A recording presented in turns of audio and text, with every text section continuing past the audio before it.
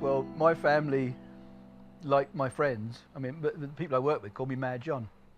I find this strange, and I really mean this. I think I'm boringly sane.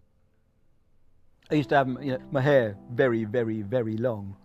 It was like that because I didn't want to be included with the rest.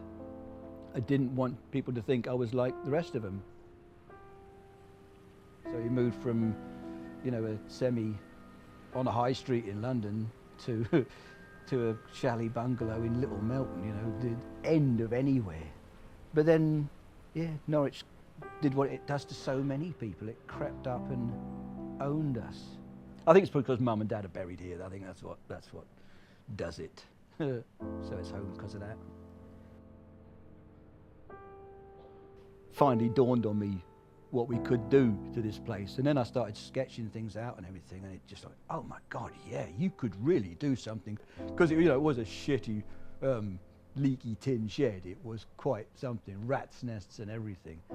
And then I'd been here some time, 18 months or something like that, and then a bloke came in and said, we've had reports that you're living here. I went, yeah.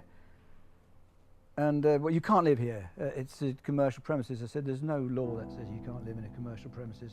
Then he went away, and then they sent me a letter and said, we've reclassified it as for rating purposes, as a studio premises.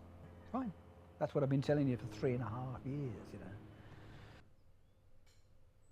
Never wanted kids. I'd walk past the school and I'd hear kids, and I even hated that noise.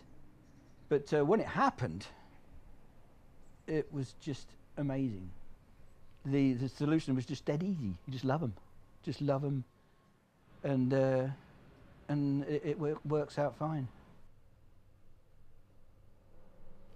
I think the first time I saw her, Phil Johnson was coming out, or chasing her out, and he'd obviously pissed her off, and was chasing her around, trying to apologise, kind of thing. And then I think I met her again in the Trowel and Hammer, and that was it. Sat down next to me and never left. Well, not for 35 years anyway. When we first met, we still used to go home. Even when we first had our first flat, we'd still go home for Christmas, to our family. And I remember being home with my family, which is, everything.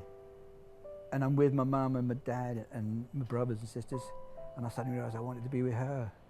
And it was such a bittersweet feeling, I always cry thinking about it, this feeling in here, and suddenly, I want to be with her. She waded into my life and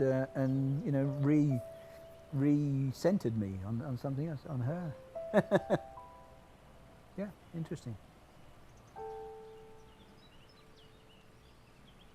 But, she was the one who said it wasn't, there was no future. I suppose because she didn't fancy me anymore. Oh, and emotional desert, I think she called me once. She said, you're an emotional desert. I was just about to crack up and have my cry, and someone came round, so I put it off till later. You know what I mean? And then I never really had it. I never really had my big cry. Home was just where your mum is. And then when she was gone, it was like I suddenly felt, even though I was at a family and everything, I suddenly felt completely cut adrift. Must have been a terrible insult for Kit. I was living there with my wife and children, and that was the first time that was home. I don't know where home is now. Yeah, no, I don't see this as home. I don't think I've got home at the moment. Don't think I've got home.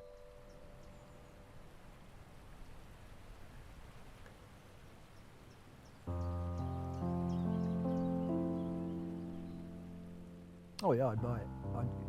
I'd get the DOS one way or another and buy it.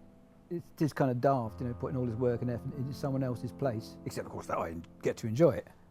Perhaps daughters as well. If I owned it, then there would be the additional satisfaction that anything I did, they could benefit from it. Sweden and Spain and France are on my radar. I'd either buy a bit of land, which I'd like to start from scratch. That's what I'd really like to do. But when I think about it realistically, I'm not sure it would ever happen because it would be moving, moving away from all the people I like. I sometimes wish I should just do it, to see how it goes. But I think I'm too much family orientated. My grandson was living downstairs for a while, and he had lots of parties, and they were fabulous.